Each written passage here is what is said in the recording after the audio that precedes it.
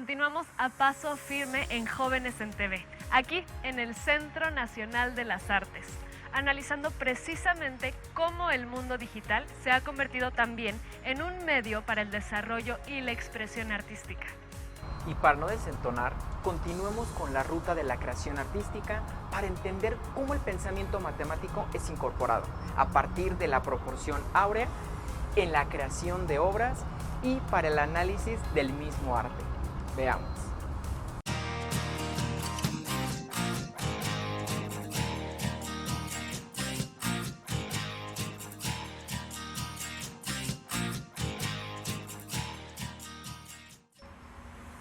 ¿Te gusta? ¿Qué? La escultura, que sí te gusta. Ah, sí me gusta, pero ¿te imaginas para hacerla? ¿Habrán usado cincel? ¿Cómo la pusieron aquí? Es una escultura hecha en piedra por el artista mexicano Federico Silva. Se llama Muerte de Octubre.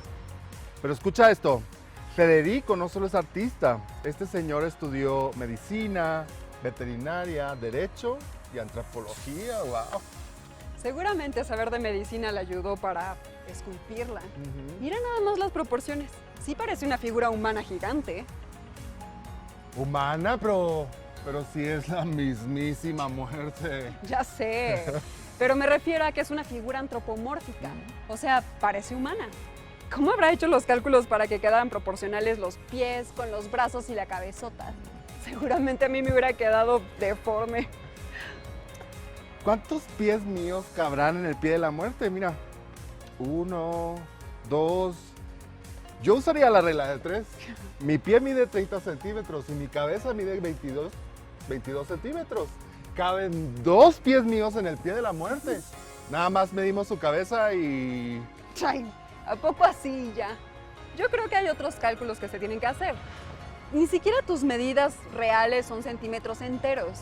Se te escapan algunos milímetros para hacer las cuentas. Así que seguramente tendrías que usar fracciones y una cinta métrica. Elemental, mi querida elemental. Fracciones y números irracionales. ¿Irracionales? Tenemos números con los que contamos objetos. 1, 2, 3, 4, 5. Y esos son los números naturales. Luego tenemos los números enteros, que sirven para contar cosas como casas, personas, frutas, esculturas, lo que quieras. Y los números enteros se pueden sumar y restar, multiplicarse y dividirse. Pueden ser positivos y negativos. Ah, eso sí lo sabía. Hasta puedo ponerlos en la recta numérica, ¿no? Así es. Pero, ¿cuáles son los números irracionales? Espera. Primero tenemos que hablar de los números racionales. Claro. Si hay irracionales, obviamente tienen que existir los números racionales. ¡Qué sorpresa! Elemental, compañera, elemental. Los números racionales se pueden representar como el cociente de dos números enteros. Por ejemplo, 1/2, 3/7, 11/5 y así el número que quieras. Incluso hay racionales negativos como -1/4 o -125. Estos números también se pueden sumar, restar, multiplicar y dividir. ¿Recuerdas cómo dividirlos? Más o menos. Pero no me vas a dejar tarea, ¿verdad? No, amiga. Pero por esas propiedades nosotros podemos escribir esos números con una parte entera y una parte decimal. Por ejemplo, 1/2 también se escribe como 0.5 o 1/4 como 0.25. Y ahora sí, chan. Los irracionales. A estos números no los podemos escribir como una fracción de números enteros porque la parte decimal de estos números no es exacta ni periódica. La parte decimal del número es la colita después del punto, ¿verdad? Sí, es la colita que ocurre, Teres. Bueno, mira, esa colita tiene muchos dígitos, muchísimos, infinito, y no se repiten en el mismo orden. Mira, amiga. Eso se le llaman los números irracionales. Voy entendiendo por qué son irracionales. Bueno, ¿y ya no me dijiste qué era lo que tenían que ver los números irracionales con las proporciones de las esculturas? Mira, es que existen algunos irracionales famosos como la raíz de 2, el número pi, el número e y el más famoso y hermoso de todos, phi, o número áureo, o número de oro, o la razón áurea o la divina proporción. Yo sí te pego un poco lo irracional de los números. No, mira, el número de oro, proporción áurea, está en la naturaleza, en las flores, en los árboles, en las caras de las personas, y esa belleza se usa mucho en el arte. Se usa en la escultura, en la pintura, en la música, en la arquitectura. Pero vamos con alguien que nos explique mejor qué es. Hola, el día de hoy tenemos de invitada a una mexicana matemática, la doctora Isabel Ugart. Y vamos a hablar de un tema muy bonito y muy interesante, que es la proporción áurea. Hola doctora, buenos días. Espero que... Hola Dismara, ¿cómo estás? Muy bien, muchas gracias. ¿Podrías platicarnos de una manera sencilla qué es la proporción áurea? Claro, la proporción áurea es un número. Entonces, es un número, nada más que es un número distinto de los que usamos para contar. No es un número entero, no es tampoco una fracción, es un número más complicado, ¿no? Hay muchas formas de sacar esta proporción áurea, sale en muchos lugares en la naturaleza. Una forma muy sencilla de pensarla es usando un pentágono. Aquí tengo algo que parece un pentágono en pedacitos.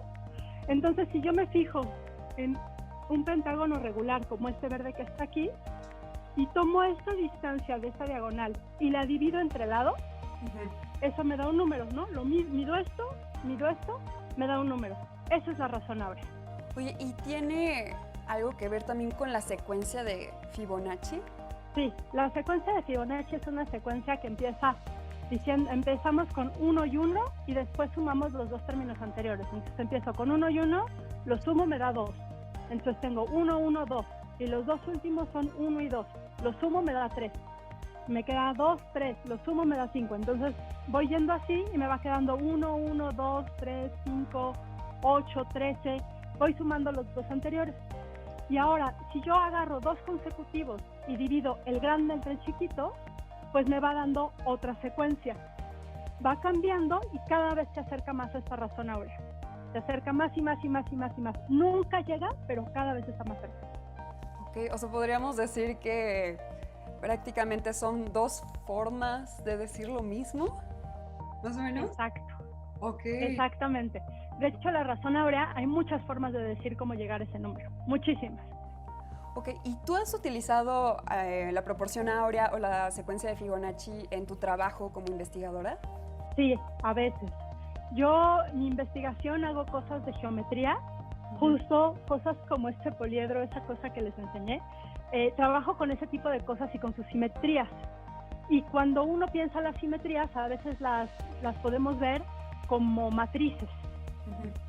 Así, las matrices que nos enseñan en la escuela, nada más un poquito más grandes a veces, pero no mucho más, de 3x3 o de 4x4. Y en esas matrices, para representar las simetrías de algunos de los objetos que estudio, aparece la razón áurea.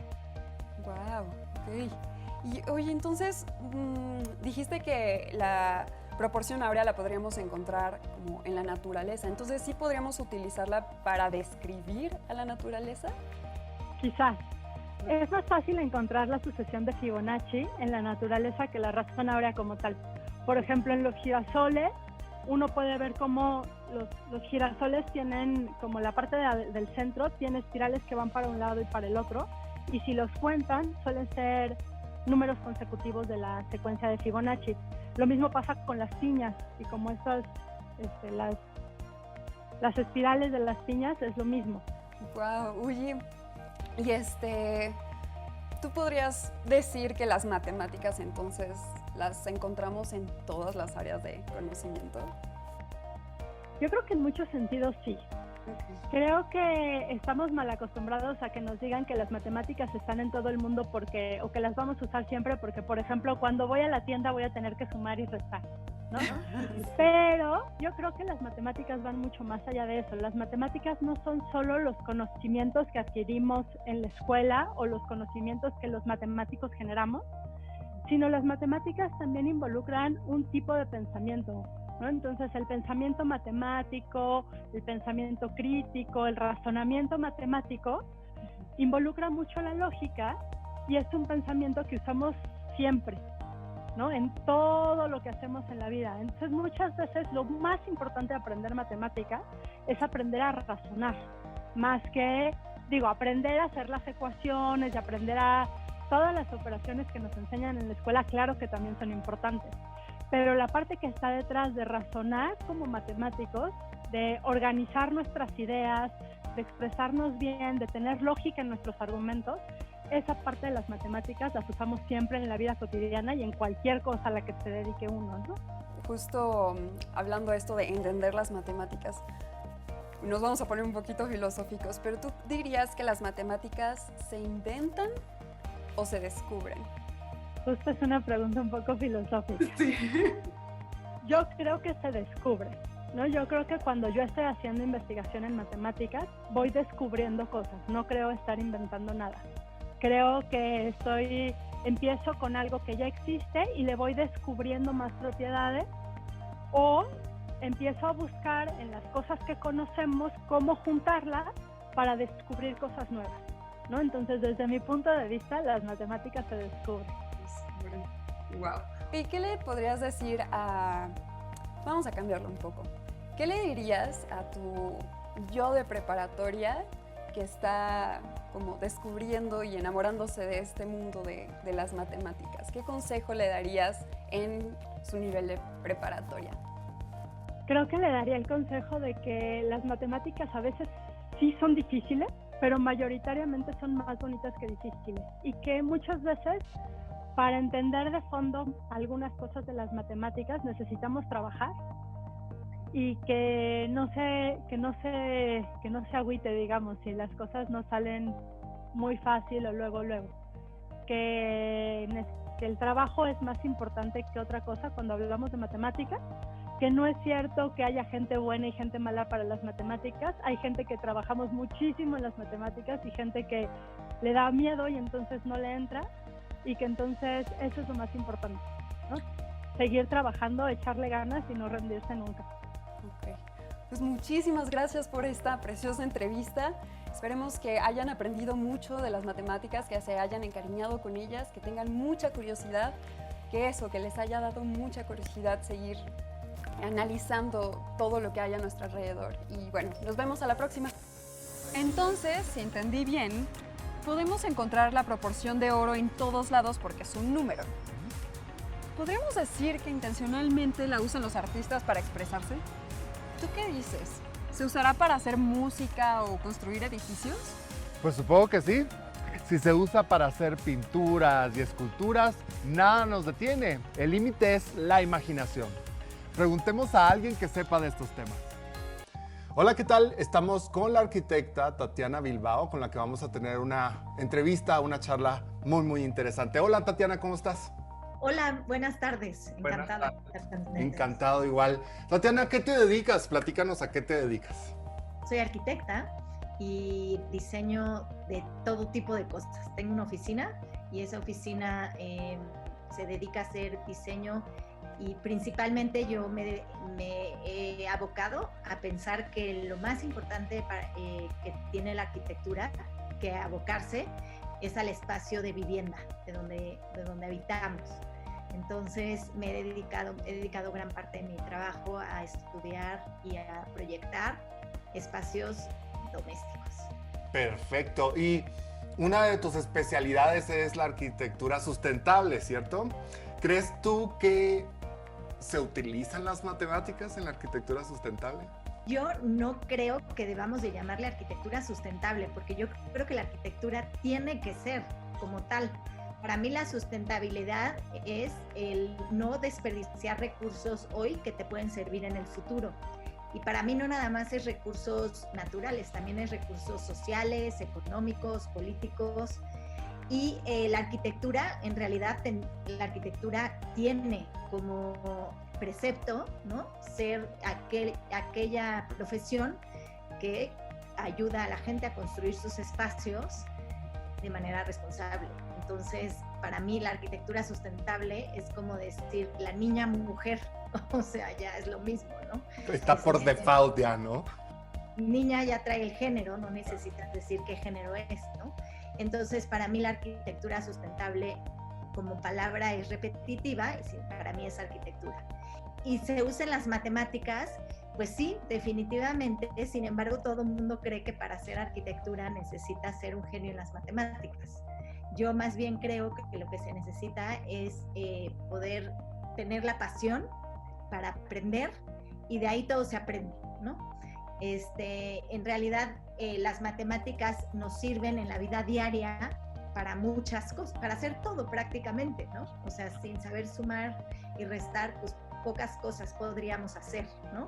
O dividir, o desde cocinar, ¿no? Hasta hacer arquitectura. Entonces, definitivamente, sí necesitan las matemáticas. Las matemáticas están en todos lados y bueno, para los que van a estudiar arquitectura, nada que un buen curso de estructuras no haga por ellos tampoco, ¿verdad? O sea, ahí las matemáticas, la física, y le damos con todo al diseño arquitectónico, ¿no? Y en realidad es que la estructura, pues tú que eres ingeniero, más que nadie lo sabes, las estructuras te puedes apoyar en más gente para hacerlas, ¿no? En realidad la verdad es que yo creo que es un mito que para que seas arquitecto tienes que dibujar bien, tienes que saber matemáticas y tienes que saber física y cálculo, ¿no? La verdad es que todo se aprende, o sea, cuando tienes pasión. Exactamente. Y cuando proyectas, Tatiana, cuando te estás imaginando, estás en el proceso creativo de la elaboración de la visualización de esta obra civil, me imagino que debes de pensar en algunas proporciones o elementos matemáticos que te ayudan a tu creatividad para generar estas obras. Me imagino conoces la proporción áurea, la utilizas para hacer este tipo de proyecciones. Platícanos un poco de esto. Bueno, la proporción áurea es un número que se usa desde la antigüedad para poder definir como una proporción que de alguna forma hemos considerado la más bella. Se encuentra en la naturaleza de manera muy clara en muchos lugares, y entonces es por ello que lo llamamos, también se llama, viene del número áureo, que es el número de oro, y de ahí se saca una proporción que se ha utilizado para diseñar no nada más edificios, y esta viene de la generación de un rectángulo en donde está impreso el número áureo. El número áureo es un número cualquiera que le llamamos A y un número que le llamamos B. La suma de A y B entre A debe de dar lo mismo que da en A entre B, ¿no? La proporción tiene que ser la misma. Y al sacar un rectángulo de ellos, lo duplicamos y el tercero nos da un diámetro. Con ese generamos un radio y esa es la proporción áurea. Y en la arquitectura se ha estudiado muchísimo, ¿no? Se ha aplicado de muchas formas y se ha llevado a muchos lugares. Así es, Tatiana, y te quería preguntar, ¿existe o conoces alguna edificación interesante arquitectónicamente donde se vea, o sea, muy palpable ahí la proporción áurea? Bueno, hay muchísimas, pero si queremos poner un ejemplo bastante universal, ajá, podemos hablar de, bueno, a mí el que me encanta es el Partenón en Atenas. Sí. Pero bueno, uno más universal que todo el mundo conoce o todo el mundo ha oído hablar de él es la Torre Eiffel. Te quería preguntar, ¿tú crees que exista alguna forma geométrica que te guste utilizar más en tus diseños arquitectónicos?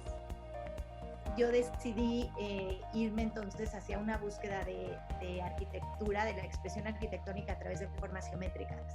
Y entonces a partir de ahí pues sí uso muchísimo las proporciones, ¿no? Los cuadrados, los rectángulos, y cómo se va progresando.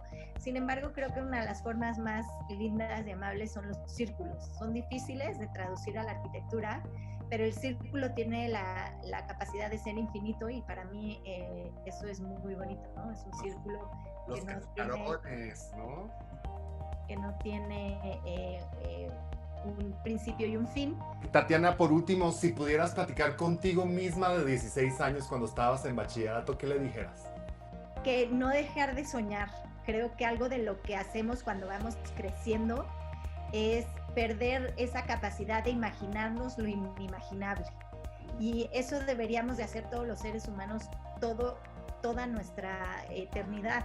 Y lo hacemos de chicos y lo perdemos de grandes. Así es, pues muy interesante lo que nos platicas. Muchas gracias por tu tiempo, Tatiana. Y nosotros continuamos en Jóvenes en TV. Al parecer, la proporción ahora está en todos lados, por todas partes. Seguro que hasta en tu cara. ¿Mi cara? Seguro que sí. Y en la mía, porque somos hermosos. ¿Y qué tiene que ver la proporción áurea con la belleza? O sea, el oro es bonito, pero no entiendo. Pues que si hay proporciones matemáticas en tu cara, entonces eres bella. ¿Será? Hay gente bonita en todos lados y no sé si cumplen alguna regla de oro irracional. Preguntémosle a alguien. Hola, ¿qué tal, Jóvenes en TV? El día de hoy estamos con la maestra Elvia Esparza Alvarado y vamos a tener una charla con ella. Buenas tardes, mucho gusto. Mucho gusto, buenas tardes a todos. Buenas tardes. Quisiera empezar preguntándole, para usted, ¿qué es la ilustración científica? La ilustración científica para mí ha sido un premio que me dio la vida, porque además de ser una cosa muy increíble y de estar apoyando a la investigación, pues tiene la parte estética que a todos nos gusta. Bueno, la mayoría que tenemos inclinaciones por la pintura, por el dibujo, la fotografía. Así es, y es una manera de usted generar apoyo gráfico a toda la divulgación científica que existe, ¿no? Así es. Muy bien. Elvia, ¿usted encuentra belleza en la naturaleza y por eso le gusta ser ilustradora científica? Sí, yo creo que no hay alguna sola persona en este mundo que no le gusten las plantas, que no le gusten los árboles, que no le gusten los paisajes, que no se quede admirado junto a una flor, aunque sea una flor pequeñita. Así es. Usted, por ejemplo, encuentra patrones en los seres vivos, algunos patrones o algunas formas específicas que se pudieran utilizar un método a lo mejor matemático para graficarlos, para dibujarlos. Sí, claro, sobre todo las fórmulas, las formas geométricas, muchas en su momento medidas, y más siendo que la ilustración científica se hace para comprobar cómo los científicos tienen que realizar su trabajo.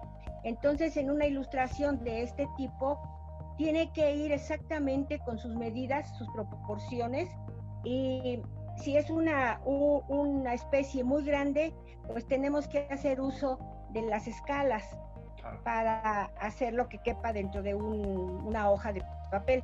O al contrario, si es muy pequeñita, hacerlo en su misma proporción más grande para poder dar todos sus detalles. Exacto. Y para evaluar bien estas fotografías o in situ estar viendo lo que va a dibujar, ¿qué tanto influye también el hecho de que tenga relación con la científica o el científico que también está trabajando en el artículo, por ejemplo? Tenemos que tener una relación muy cercana, vamos paralelos, porque estamos describiendo un mismo elemento, una misma especie. Entonces, el que dibuja tenemos que seguir las instrucciones de qué detalles quieren que se destaque, de qué manera, y lo de las proporciones, lo de la composición de la lámina, eso ya corre por nuestra cuenta. O sea, sí hay que aprender muchos detalles, que en mi caso los tuve que ir aprendiendo sola porque en México no se da la carrera o la especialización, mejor dicho, de ilustrador científico. Así es. En México, los que nos están viendo, los chavos de bachillerato, ¿qué tendrían que estudiar o qué carrera tendrían que estudiar si se quisieran ir por el camino de la ilustración científica? Primero que nada, ser lo más observadores posible, porque en muchas ocasiones el que dibuja tiene que ver un paso más allá del que observa del investigador, y nosotros vemos detalles que van a conformar esa imagen que los investigadores describen por medio de palabras y nosotros por medio de formas. Entonces, tener que ser muy observadores, aparte de las facilidades que tenga cada quien para dibujar, del interés que tenga en las plantas o en los animales, ser muy pacientes. ¿Y cuál ha sido la especie biológica más difícil que le ha tocado ilustrar y por qué?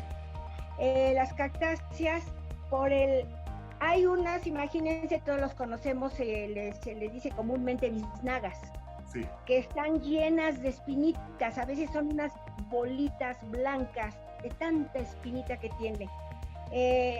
Dar ese efecto de tanta espina y dar los colores que llegan a tener, o el cuerpo donde están insertas, es cosa de mucha paciencia y no tanto de medida, sino el ojo se va acostumbrando a la proporción. Híjole, maestra Elvia, se nos acaba el tiempo y es muy interesante lo que nos platica, pero queremos agradecer mucho su tiempo y de seguro todos los jóvenes de bachillerato que nos están viendo también. Espero que hayan sido inspirados y nosotros nos vemos en nuestro próximo programa de Jóvenes en TV. Una vez leí que la altura del cuerpo humano equivale a la longitud de 7 cabezas y media, que en la pierna caben 4 cabezas, pero que en tu brazo solo caben 3.5 veces tu cabeza. ¿Eso será para todos los humanos? Tal vez no siempre es así. Existe la posibilidad de que haya humanos que no entremos en esa regla. Todos somos diferentes, nuestros cuerpos son diferentes. Afortunadamente, todos somos diferentes. Bueno, eso dicen, que si cumples con alguna de esas proporciones, entonces eres... ¿Bella? ¿Hermosa? Bueno, no sé si bella, pero al menos simétrica o armónica. O bueno, la fotografía o el dibujo que hagas con esas situaciones. Ok, ya entendí tu punto. Usando las matemáticas podemos hacer creaciones con ciertas proporciones armónicas y eso se puede entender como que es bello. ¿Sabes qué? Coincido. ¿Te atreverías a hacer una fotografía con proporciones áureas? ¿Conoces algunas otras reglas de proporciones matemáticas que garanticen equilibrio o belleza? ¿Se podría escribir un texto con proporción dorada? ¿Cómo sería eso? Cuéntanos en Twitter y no olvides poner el hashtag Elemental a tu publicación. ¿Cómo son las matemáticas para ustedes? Publiquen en sus redes sociales el final de esta frase. Las matemáticas son... A ver cuántas ideas nos llegan. Nos vemos pronto.